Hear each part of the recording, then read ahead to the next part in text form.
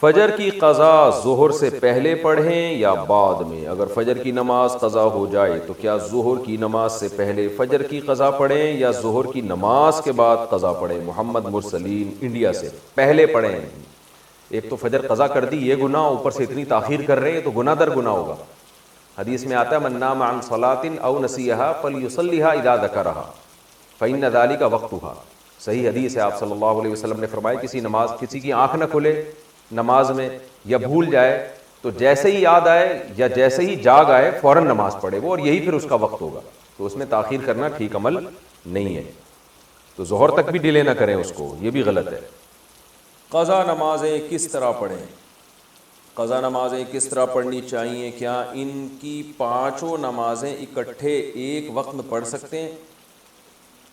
وحید اللہ خان کوہاٹ سے، جی ہاں، ایک وقت میں، ایک دن میں آپ پڑھ سکتے ہیں، ایک ٹائم پہ بھی پڑھ سکتے ہیں۔ 5 نہیں بلکہ وطر کی قضا بھی واجب ہے، تو وطر ملا کے 6 ہو جائیں گی، تو وہ قضا اکٹھی بھی پڑھ سکتے ہیں۔ اور نیت یہ کرنی ہے کہ میرے ذمے، جیسے فجر آپ پڑھ رہے ہیں تو نیت یہ کریں میرے ذمے فجر کی جتنی نمازیں لازم ہیں ان میں سے میں سب سے پہلی نماز پڑھ رہا ہوں۔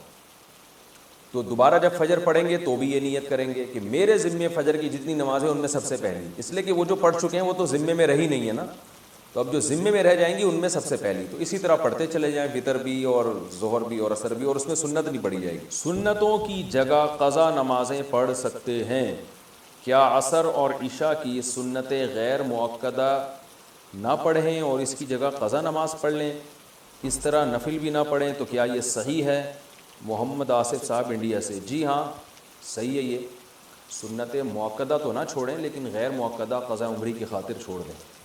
کیا صرف فرض نماز پڑھنا ٹھیک ہے؟ اگر کوئی شخص سنت مؤکدہ اور غیر مؤکدہ اور نوافل چھوڑ کر صرف فرض اور واجب ہی ادا کرتا ہے تو کیا اسے گناہ ہوگا اور آخرت میں حساب ہوگا یا نہیں؟ نیز کیا اس کی قضا کرنی ہوگی؟ دیکھیں، نوافل چھوڑ دیتا ہے یا سنت غیر مؤکدہ چھوڑ دیتا ہے تو کوئی گناہ نہیں ہے، لیکن اگر صرف سنت یعنی فرائض پہ اکتفا کرتا ہے اور سنت مؤکدہ کبھی بھی نہیں پڑھتا تو پھر یہ گناہ گار ہے، کیونکہ سنت مؤکدہ کو ہمیشہ کے لیے ترک کر دینا علماء کہتے ہیں اس میں گناہ کا خطرہ ہے اور یہ شخص قابل ملامت ہے، کیونکہ سنت مؤکدہ یہی ہے جس کی تاکید بہت زیادہ ہے۔ جیسے فجر کی 2 سنتیں آپ صلی اللہ علیہ وسلم ہمیشہ پڑھا کرتے تھے، حتیٰ کہ فجر کی سنتیں سفر میں بھی نہیں چھوڑی آپ صلی اللہ علیہ وسلم نے، تو باقی سنتوں کا بھی جو مؤکدہ ہیں ان کا اہتمام ضروری ہے۔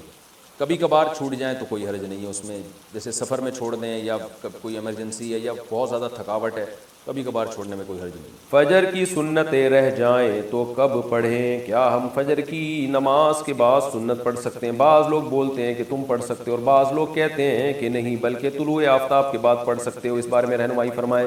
عاصم نصیر کشمیر سے، یہ مسئلہ علماء کے مابین اختلافی ہے۔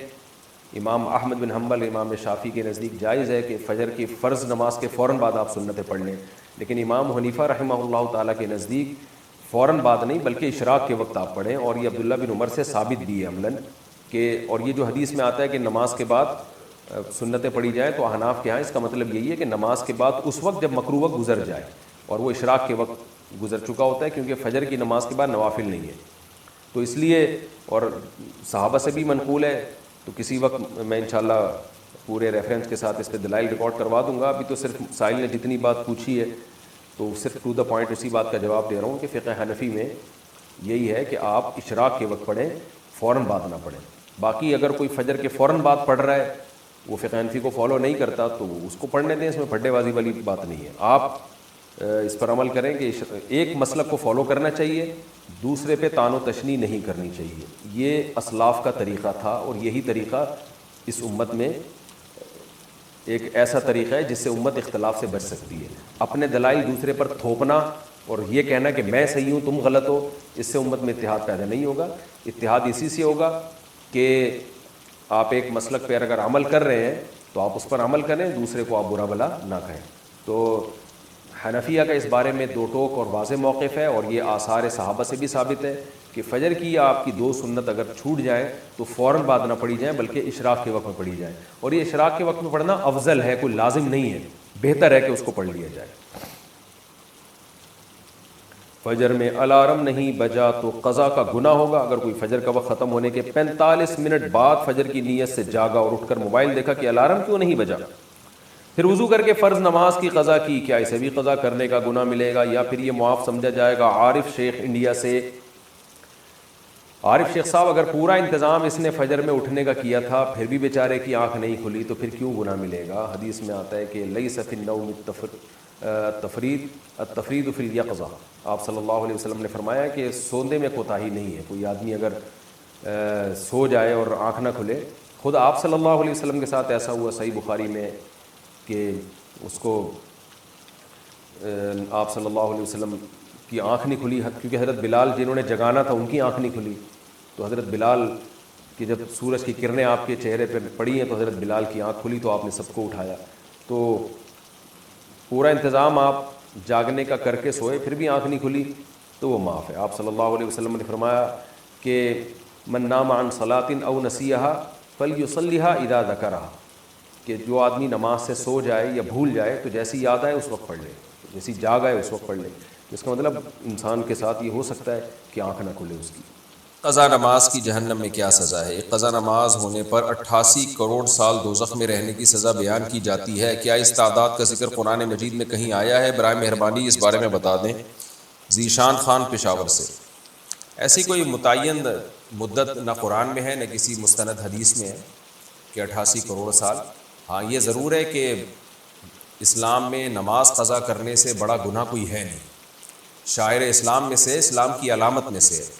تو جہنم میں شرک کے بعد اگر سب سے بڑی سزا کسی کو دی جائے گی نا تو وہ بے نمازی کو دی جائے گی۔ حقوق العباد میں قاتل کو، حقوق العباد میں سب سے بڑی سزا قرآن نے جو بیان کی ہے وہ قاتل کی بیان کی ہے، کیونکہ جس نے انسانی زندگی، انسان سے اس کی زندگی کا حق چھینا ہے۔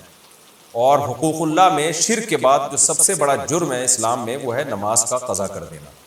تو سب سے بڑی سزا نمازی ہی، بے نمازی ہی کو ملے گی اور قاتل کو ملے گی۔ اب کتنی ہے اس کے میں نے بتایا کہ کوئی ہمیں نہیں ملتا کہ اتنے سال رہے گا، یہ ہے کہ بہت عرصہ رہے گا جہنم میں۔ جہنم میں تو بھائی تھوڑے دن کی سزا، تھوڑے ٹائم کی سزا بھی بہت سخت ہے، اللہ نے بہت سخت آگ رکھی ہے۔ تو آپ سوچیں کہ طویل عرصے تک جہنم میں جلنا یہ کتنی بڑی سزا ہے۔ تو اس بحث میں پڑھے بغیر کہ کتنے سال جلے گا، اس بحث میں نہیں پڑھنا چاہیے۔ اصل جو پڑھنے کی چیز ہے وہ یہ ہے کہ ہم توبہ استغفار کریں، اور اگر کوئی شخص نماز قضا کرتا ہے تو توبہ کرے اس جرم سے، اور آئندہ کے لیے اللہ سے معاہدہ کرے وہ نماز کی پابندی کرے۔